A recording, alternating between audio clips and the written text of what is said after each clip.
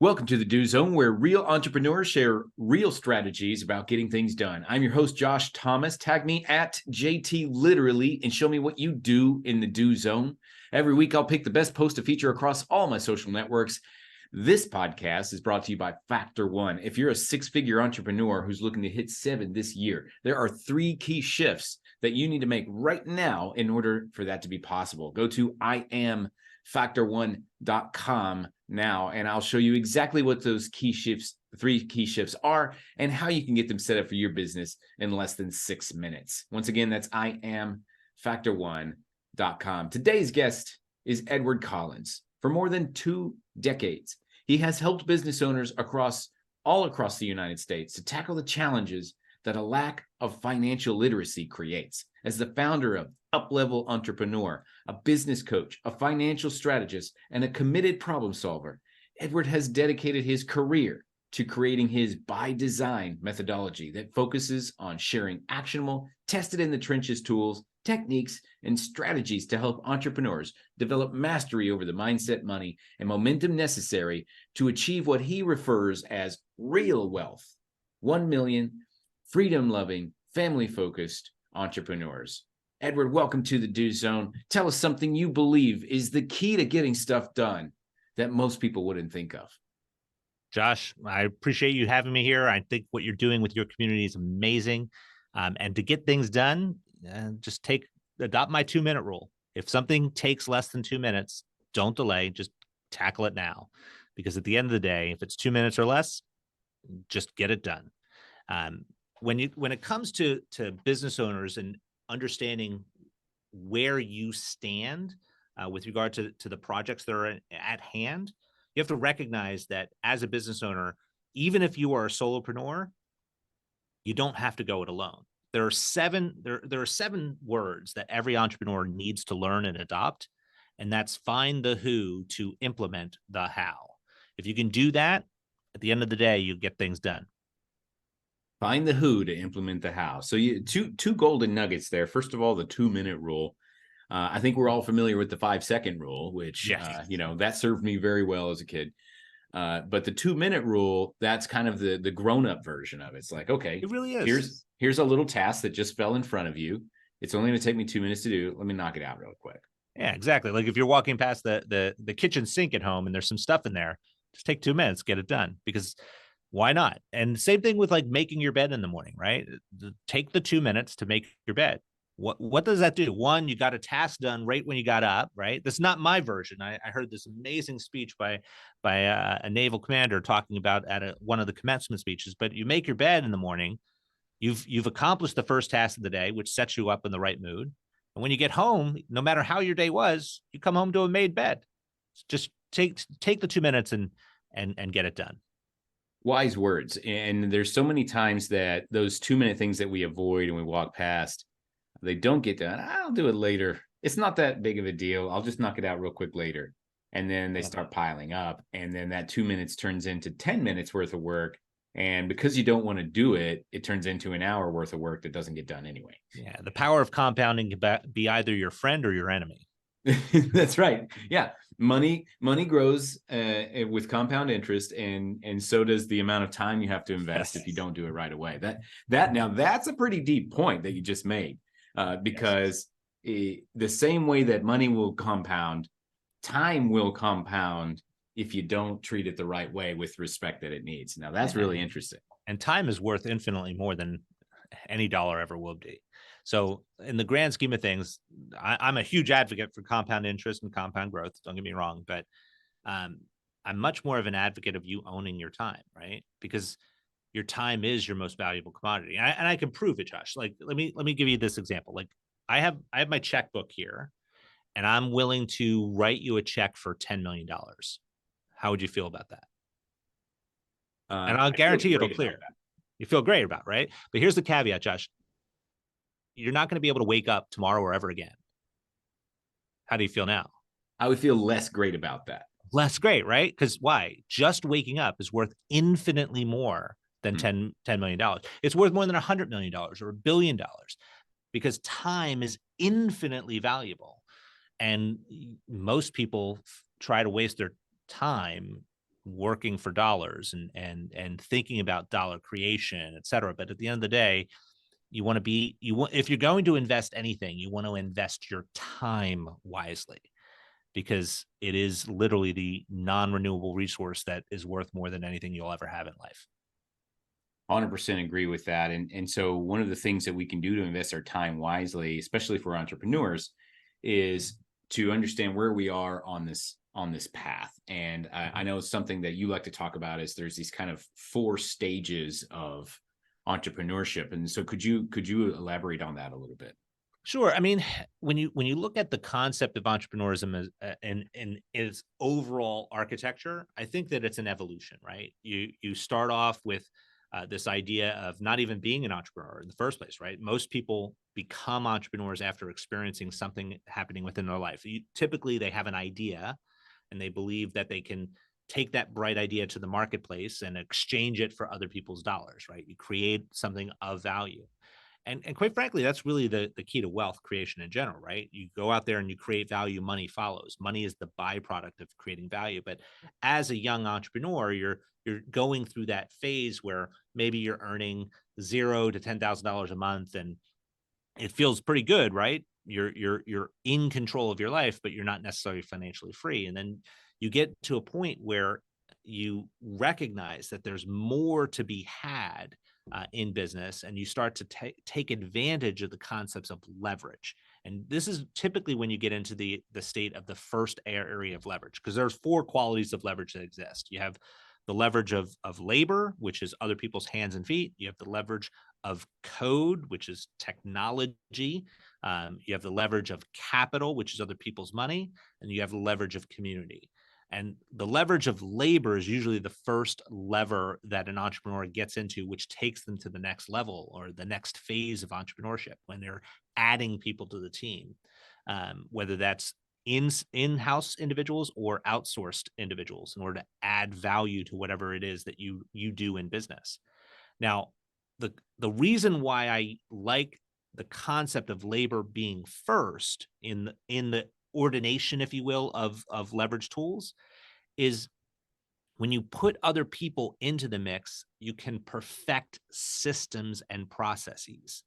You see, the leverage of code is super powerful, but code implements what you already have, right?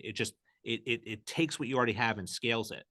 Um, and if you have something that is broken, meaning a failed system or an imperfect process or procedure, um, you end up with imperfect results or poor results at best.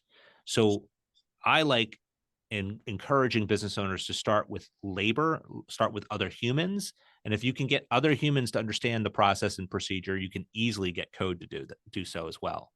Um, and then once you get into that environment where you're leveraging humans and you're leveraging capital, um, you're able to then start to think about, well, how do I start to leverage my community? How can I take advantage of the audience that I've created and share with them the things that I do to change lives, regardless of what you do for a living, whether it's offering a product or a service in the marketplace. And you take them through those different environments, and then ultimately, as you continue to scale, you're getting up from 10,000 to maybe $25,000 a month, to even 6 figures per month, and that's great. Don't get me wrong; it's way better than earning zero a month. But at the end of the day, the last stage is where I call that legatee stage. That's when you're actually creating a legacy in your business. So you set up the right systems, you have the right estate planning in place, so that God forbid if something happens to you 100 years from now, all that you've worked hard for continues and provides value to your family, to your loved ones, to the communities and causes you care about. Um, it is an evolution, and not everyone makes it past stage 1, right? There are a ton of small business owners out there, and in fact, the vast majority of businesses in the United States would be considered small businesses, and that's individuals that have 100 employees or less, and typically are earning less than $1 million a year. I mean, the vast majority of businesses in the United States make less than $1 million. When it comes down to it, you're looking at figuring out how can you take your business to that next stage. But not everyone's interested in doing that, right? So you have to figure out for yourself, what are your goals? What are your objectives? What are the things you want to accomplish in life? and go out and start to accomplish them. Take those tasks to hand and actually make something of the direction that you're trying to take within your business. Got it. Makes sense. And so one more time, could you summarize quickly those four Sure. stages that you just So mentioned? you essentially have the solopreneur stage where you're just getting out 0 to maybe $10,000 a month. Then you get into the leverage of labor stage where you're maybe 10,000 to 25,000 per month. Then you're getting into the stage which is ongoing continuity. So you're starting to lever things like code, capital. You're beginning to leverage your audience to a degree, bringing them into it, and that's maybe 25,000 to well into the six figures per month of revenue. Once you're into the seven-figure plus per month revenue, that's when you really start to enter that legatee stage, where you should start be thinking like, what is the next thing for me? What's the next thing for my enterprise?